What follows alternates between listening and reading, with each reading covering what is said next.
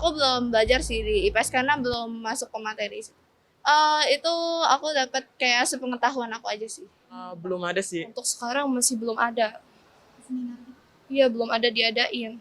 Padahal itu sangat bermanfaat banget ya bagi kita karena kita harus mengetahui juga seandainya tiba-tiba ada bencana alam, kita bisa menyelamatkan diri kita masing-masing.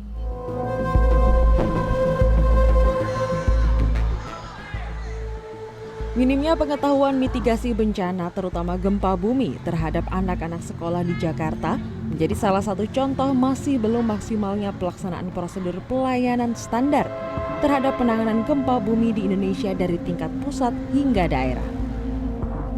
Direktur Pendidikan Fox Point Indonesia, Indra Harismiaji, menyayangkan instruksi Presiden Republik Indonesia untuk menjadikan mitigasi bencana ke dalam kurikulum pendidikan nasional pada 2019 lalu hingga kini belum berjalan.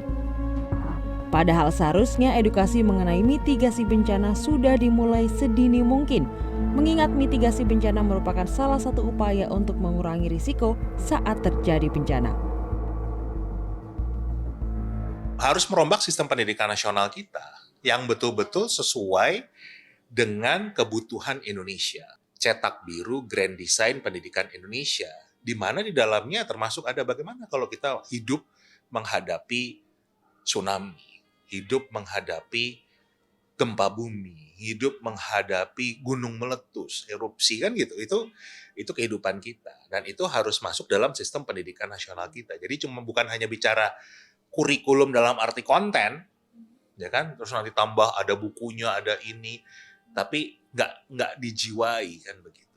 Makanya tadi kan contohnya begitu, kalau sampai pimpinan DPR aja nggak tahu SOP-nya mesti bagaimana, pasti masyarakat umum juga nggak tahu.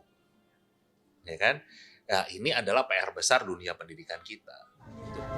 Ketua Komisi 5 DPR RI Lasarus menambahkan, kesadaran manusia akan mitigasi bencana menjadi hal utama selain pengembangan manajemen bencana dan teknologi kebencanaan.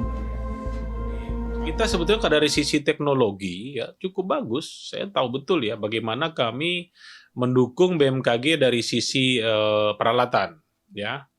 Segala yang diperlukan dengan kondisi teknologi kekinian tuh BMKG punya. Hanya memang bagaimana memanfaatkan itu, kemudian memberi informasi itu kepada masyarakat, kemudian masyarakat bagaimana menyikapi informasi yang disampaikan kepada BMKG itu ada sesuatu hal yang berbeda.